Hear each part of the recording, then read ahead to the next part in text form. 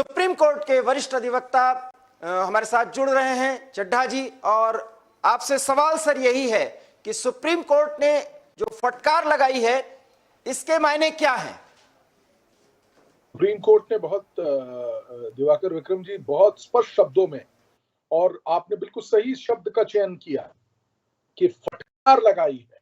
जब supreme court की 3 जजों की जो ये खंडपीठ बैठी थी, उन्होंने पूछा कि क्या एक साधारण मामला जिसमें कि एक मर्डर होता है और थाने में रिपोर्ट लिखी जाती है तो क्या किया जाता है। हरीश साल्वे जो कि उत्तर प्रदेश सरकार को रिप्रेजेंट कर रहे थे, बहुत बड़े वकील हैं, उन्होंने कहा कि इसमें हमें गोली का कोई सबूत नहीं मिला कि गोली चली है। कोर्ट ने कहा गोली चलना ना चलना नहीं, हमारे सवाल का जवाब दीजिए और हमें बताइए क्या किया जाता है। तो हरीश साल्वे जी ने बड़े स्पष्ट शब्दों में स्वीकार किया, कोताही हुई है, कोताही हुई है। यानी कि जो जो जो करना चाहिए था पुलिस ने वो किया नहीं है। जज साहिबान ने मिलकर, चीफ जस्टिस की बेंच थी, उन्होंने बड़े स्पष्ट शब्दों में कहा कि पुलिस ने और सरकार ने जिम्मेवारी के साथ काम नहीं किया है। दूसरी बड़ी बात, तीसरी बड़ी बात, पुलिस से पूछा गया कि क्यों अभी तक सरकार जो वकील साहब से उनसे पूछा गया कि अभी तक क्यों नहीं हुई गिरफ्तारी, तो उन्होंने कहा कि देखिए आज 10 बजे का समय था और वो नहीं आ पाया है अभियुक्त, लेकिन कल 11 बजे तक वो हम देखेंगे कि वो पुलिस के समक्ष आए। और तीसरी सबसे बड़ी बात जो कि सबसे अहम है कि उन्होंने कहा कि सीबीआई को इस मैटर को रेफर कर देना चाहिए, किसी पक्षकार ने कहा। तो उसमें सुप्रीम कोर्ट का कहना यह था कि हर चीज का सॉल्यूशन सीबीआई नहीं है। दिवाकर जी, मैं आपके समक्ष बड़े स्पष्ट शब्दों में कहना चाहता हूं, बड़े कटु शब्दों में कहूंगा, खास तौर से कि उत्तर प्रदेश सरकार की जिस तरीके से और पुलिस की जिस तरीके से यहाँ पे आज सुप्रीम कोर्ट ने कहा है कि उन्होंने जिम्मेदारी से काम नहीं लिया है, तो ऐसी देखिए ना कैसे वकील को पता कि कल 11 बजे तक। संजय जी, मैं एक सवाल करूंगा। बिल्कुल सही कहा, क्योंकि मैंने भी जब एंकर की शुरुआत की तो मैंने साफ शब्दों में कहा कि एक फटकार है और इस फटकार पर कहीं ना कहीं प्रशासन की कार्यशैली पर सवाल उठाया गया। ये सुप्रीम कोर्ट ने कहा। याद करिए, आज से ठीक 1 सप्ताह के पहले यही सुप्रीम कोर्ट ने एक फटकार लगाई थी, लेकिन उसमें नाम नहीं लिया था कि जब आप कोई आंदोलन करते हैं तो उसकी जिम्मेदारी भी लेना पड़ेगा कि आंदोलन का स्वरूप क्या हो। तो फटकार तो बहुत लगाई जाती है। बड़ा सवाल है कि लोकतंत्र के वर्तमान स्वरूप में जिस तरीके से माननीय सुप्रीम कोर्ट के इतने बड़े फटकार के बाद, चाहे सरकार हो, चाहे विपक्ष हो, चाहे कोई संस्था हो, संगठन हो, काम वही करते हैं जो वो चाहते हैं। अब आप इस सवाल का जवाब दीजिए। बिल्कुल आपने ठीक कहा। देखिए, चाहे वो, मैं आपकी बात से 100% सहमत हूं दिवाकर विक्रम जी। देखिए, चाहे वो किसानों का आंदोलन हो, क्या कितनी बार सुप्रीम कोर्ट और जो हाई कोर्ट्स हैं उन्होंने कहा है कि पब्लिक प्लेस में आपको डेमोन्स्ट्रेशन नहीं करना चाहिए।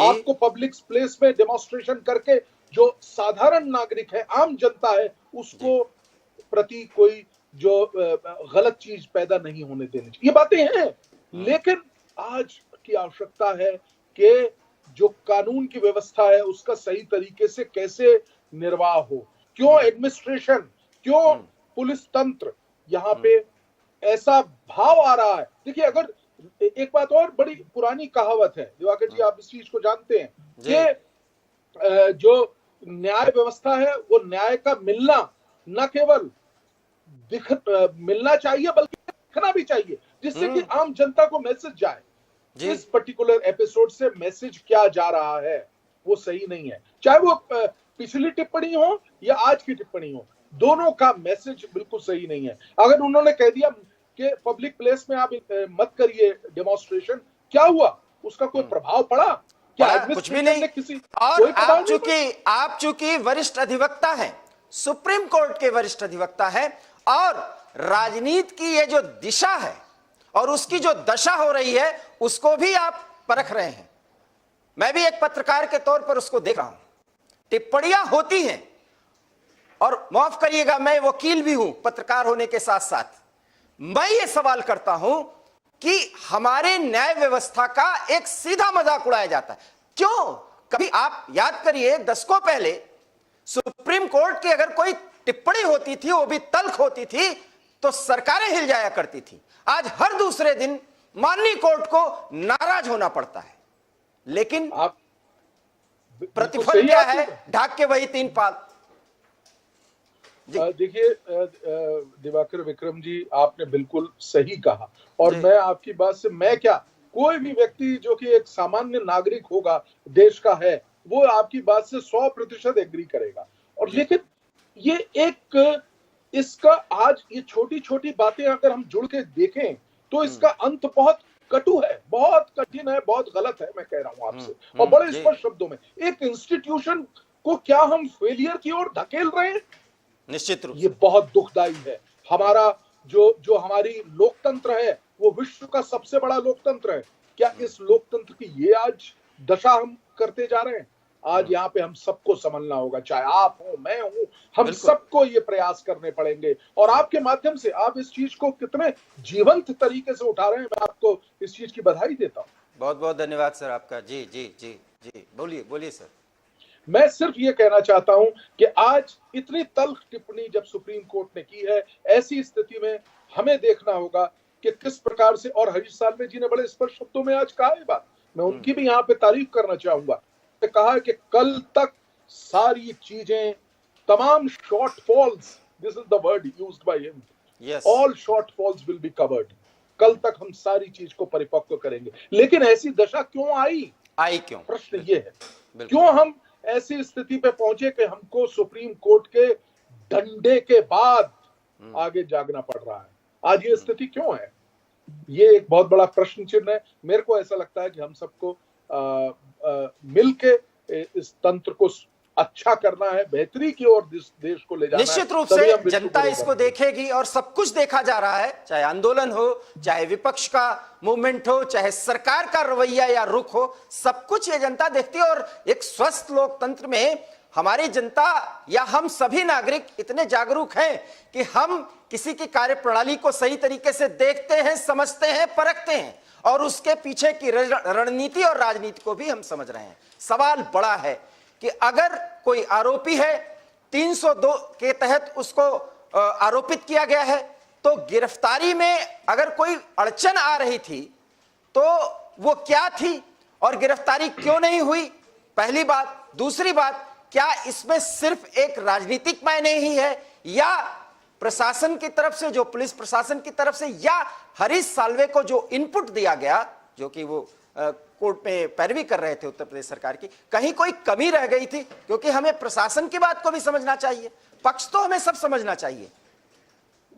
बिल्कुल। कोर्ट ने, देखिए, मुझे ऐसा कम लगता है कि कोई उनको बताने में प्रकार की कमी रही होगी। दैट इज द रीजन उन्होंने स्पष्ट शब्दों में कहा कि कल 11 बजे तक वो पुनः हम लोगों के समक्ष आएगा, जो मुख्य अभियुक्त है।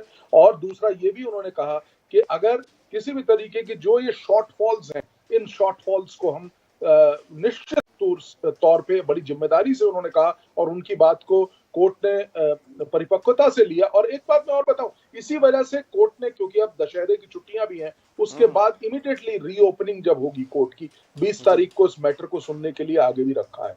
तो मुझे ऐसा लगता है तब तक चीजें काफी सामान्य हो जाएंगी, सेटल्ड हो जाएंगी, और इस मुकदमे का जो इन्वेस्टिगेशन है वो भी चलेगा। और एक चीज और के, देखिए, कोर्ट ने ये भी कहा कि हर चीज का सॉल्यूशन सीबीआई नहीं है, और सीबीआई के पास ये केस जाना नहीं चाहिए, क्योंकि इसका भी एक कारण है। ये कोर्ट ने छुपे शब्दों में कुछ बात कहने का भी प्रयास किया है, तो जिसे हम आई थिंक वो चीज भी देखेंगे। और मुझे अब लगता है, जबकि कोर्ट ने एक बड़े स्पष्ट रूप से इस बात को इंकित किया है, इस बात को पेश किया है, तो मुझे नहीं लगता कि किसी भी प्रकार से सरकारें इस चीज को लाइटली लेंगे।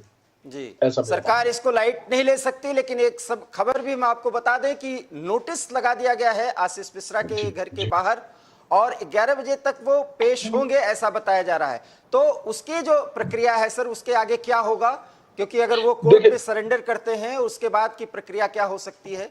देखिए, अगर जैसे कि 11 बजे का समय दिया गया है और नोटिस के तहत उनको बुलाया गया है, तो मेरा ऐसा मानना है कि वो पुलिस के समक्ष जाएंगे, क्योंकि ये नोटिस की स्टेज है और वहां पे प्रिलिमिनरी इन्वेस्टिगेशन होगा। और वहां पे अगर वो इस चीज को बहुत स्पष्ट रूप से किसी साक्ष्य के साथ या एविडेंस के साथ पेश कर पाते हैं कि वो जिस वक्त ये हुआ था इंसिडेंट्स, वो तो वहां थे ही नहीं, जिसकी क्योंकि अब वीडियोस और ये तमाम चीजें दिखा रही हैं बार बार। कोर्ट ने आज कहा कि ये जो वीडियो देखे गए हैं, जो आज तमाम मासेस के समक्ष हैं, ये स्पष्ट रूप से दिखा रहे हैं कि कोताही बहुत जबरदस्त है और जो कानून की व्यवस्था है उसका कोई भय नहीं है। जिस तरीके से पीछे से कार ने आते हुए वो किया है और उसके बाद जो हुआ है, वो तमाम चीजों पे कोर्ट की नजर है और सुप्रीम कोर्ट बड़ी उसको पुख्ता तरीके से। मैं आपके माध्यम से एक बात और बताना चाहता हूं दिवाकर विक्रम जी, कि देखिए, जब भी कोई भी जो इस तरह के क्लिपिंग्स होते हैं, आज हमारे पास इतना परिपक्व सिस्टम है कि मिनटों में आपको पता चल जाएगा कि गाड़ी में कौन कौन था। ऐसा स्पष्ट सिस्टम है हमारे पास और मुझे ऐसा लगता है कि सारी चीज और उस चीज के अवलोकन से थोड़ी देर में दूध का दूध और पानी का पानी हो जाएगा। किसी को उसमें ज्यादा चिंता करने की 20 जी संजय जी, 20 तारीख को जो अगली सुनवाई होगी उसमें कोर्ट आगे की प्रोसीडिंग्स में क्या पक्ष सुन सकता है या क्या बात रख सकता है? देखिए, ये सब मेरे को ऐसा लगता है जो कल जो डेवलपमेंट होगा उससे काफी चीजें स्पष्ट होंगी। जो कल अगर वो व्यक्ति जो आशीष है उसको अरेस्ट कर लिया जाता और पुलिस इस लाइन पे इन्वेस्टिगेट करती है, जैसा कि पुलिस की जो एफआईआर है, फर्स्ट इंफॉर्मेशन रिपोर्ट जिसमें लिखा गया है, अगर उस लाइन पे पुलिस चल पड़ती है कि नहीं यही सही लाइन है और वो गाड़ी में मौजूद था और उसने ही ये सब किया है, तो मुझे लगता नहीं कि अगली डेट पे कोई ज्यादा डिस्कशन होगा, क्योंकि पुलिस एक, जिसे कहते हैं हम लोग, एक रिपोर्ट पेश करेगी और वो रिपोर्ट कोर्ट के आगे, कोर्ट के समक्ष रखा जाएगा कि क्या प्रोग्रेस रिपोर्ट है, जिसे उस प्रोग्रेस रिपोर्ट को पढ़ने के बाद ही आगे डिस्कशन होगा। आप सर सुप्रीम कोर्ट के वरिष्ठ अधिवक्ता हैं, हालांकि ये सवाल नहीं पूछा जाना चाहिए लेकिन पूछना चाहता हूं मैं आपसे, क्या मिश्रा जी जेल जाएंगे? देखिए, मैंने जैसा कि शुरुआत में बताया, आप खुद एक अधिवक्ता हैं, आप इस चीज को बहुत अच्छी तरीके से जानते हैं। मैं आपको पहले से देख रहा हूं, पहले भी मैंने आपके दर्शन किए हुए हैं टेलीविजन के माध्यम से, और आप एक परिपक्व एडिटर हैं, हमें इस चीज का ज्ञान है। लेकिन मैं आपसे सिर्फ ये बताना चाहता हूं, जो बड़ी स्पष्ट बात है, अगर वो दोषी हैं तो कानून के पास इतना मसाला है, इतने हमारे पास सिस्टम इतने डेवलप हो चुके हैं कि हम इस चीज को सर्च कर लेंगे, क्योंकि अब हमारे पास इतनी अच्छे मैकेनिज्म डेवलप हो चुके हैं इन्वेस्टिगेशन के। और इसमें तो साक्ष्य में कई सारे लोग जो वहां पे मौजूद थे, आज भी उनका जिक्र हुआ, उनके सबके बयान भी होंगे। अगर वो मौजूद वहां पर थे आशीष, तो वो जरूर जेल जाएंगे, इसमें दो राय नहीं। आपने एवी स्टार न्यूज के साथ बातचीत की और संभावनाओं को भी तलाशने और परखने की कोशिश की। आपका बहुत बहुत धन्यवाद।